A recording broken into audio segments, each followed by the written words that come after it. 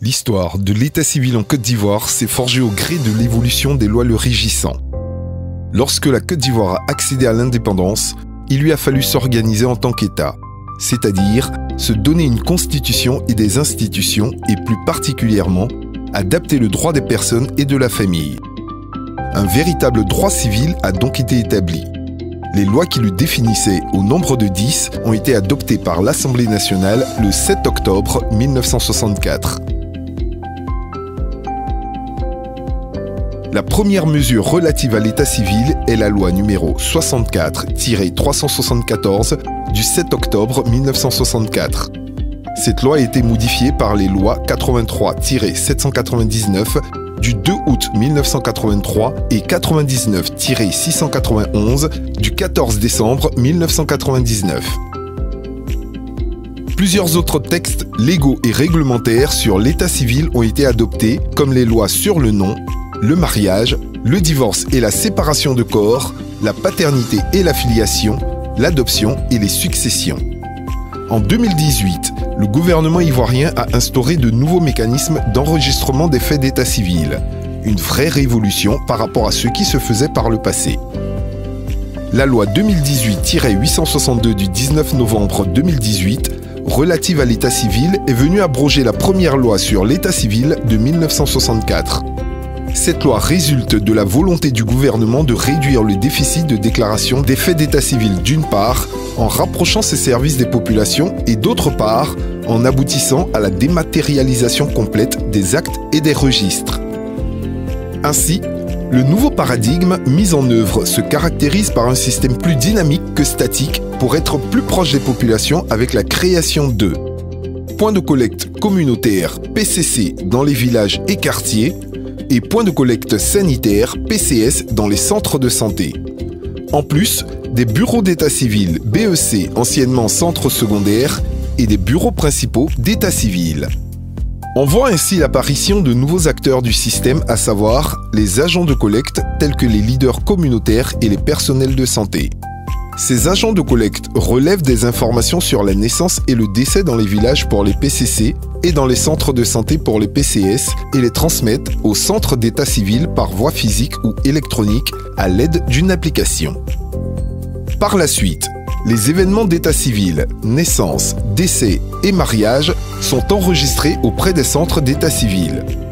Dans chaque centre se trouve un officier ou un agent d'état civil qui reçoit, traite l'information et officialise le document. Les officiers d'état civil dans les mairies sont le maire, ses adjoints ou conseillers municipaux qui le sont par délégation.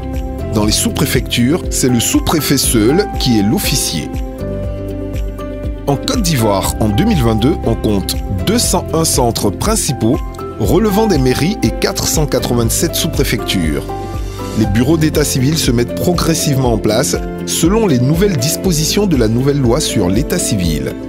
Les centres d'état civil sont contrôlés par les tribunaux de première instance auprès desquels ils déposent les doubles des registres à la fin de chaque année. Les tribunaux contrôlent aussi la bonne tenue des registres dans les centres d'état civil.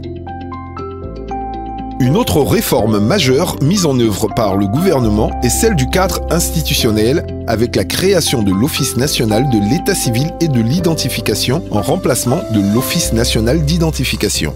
L'Office national de l'état civil et de l'identification, ONESI, qui dépend du ministère de l'Intérieur et de la Sécurité, est l'institution chargée de la mise en œuvre de la politique de l'état civil en liaison avec les officiers, les agents d'état civil et les autorités judiciaires.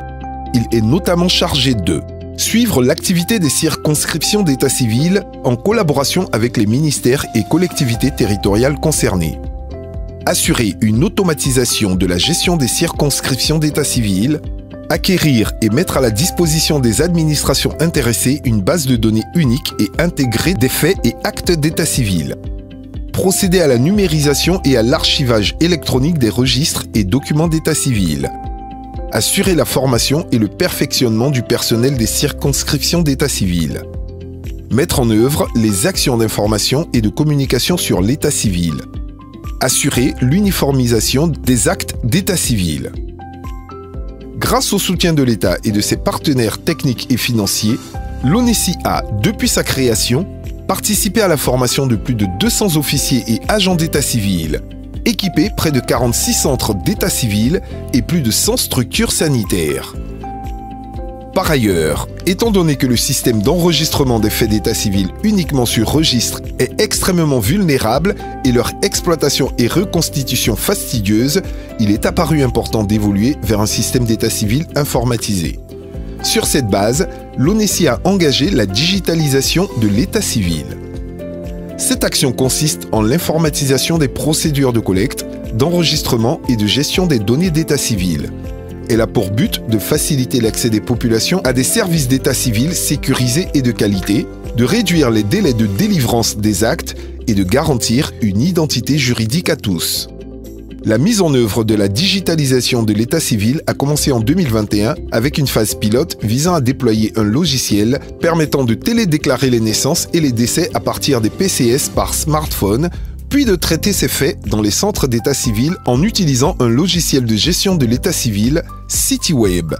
Le déploiement à l'échelle de ce logiciel est en cours.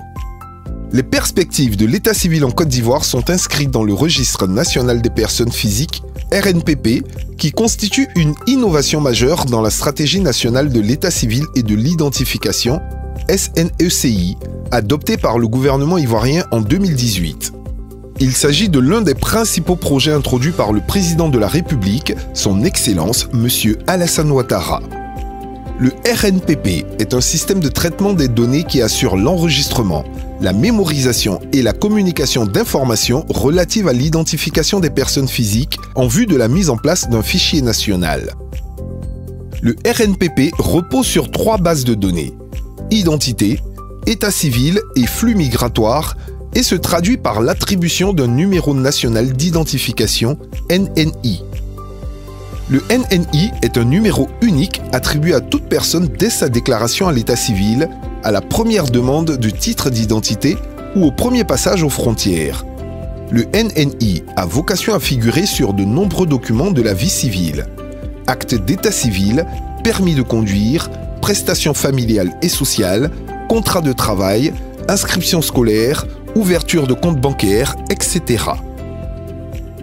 À long terme, le RNPP permettra de mettre en place des outils statistiques performants permettant la prise de décision et la mise en œuvre de stratégies nationales et locales pertinentes et adaptées, et de fournir aux populations un bouquet d'e-services tels que la demande d'actes en ligne. Avec ces réformes structurantes qui fédèrent l'ensemble des acteurs appelés à contribuer selon leurs attributions respectives et leur désir de participer au bien commun, l'état civil ivoirien est aujourd'hui en pleine mutation grâce à l'action résolue du gouvernement qui a fait de l'identification une priorité nationale.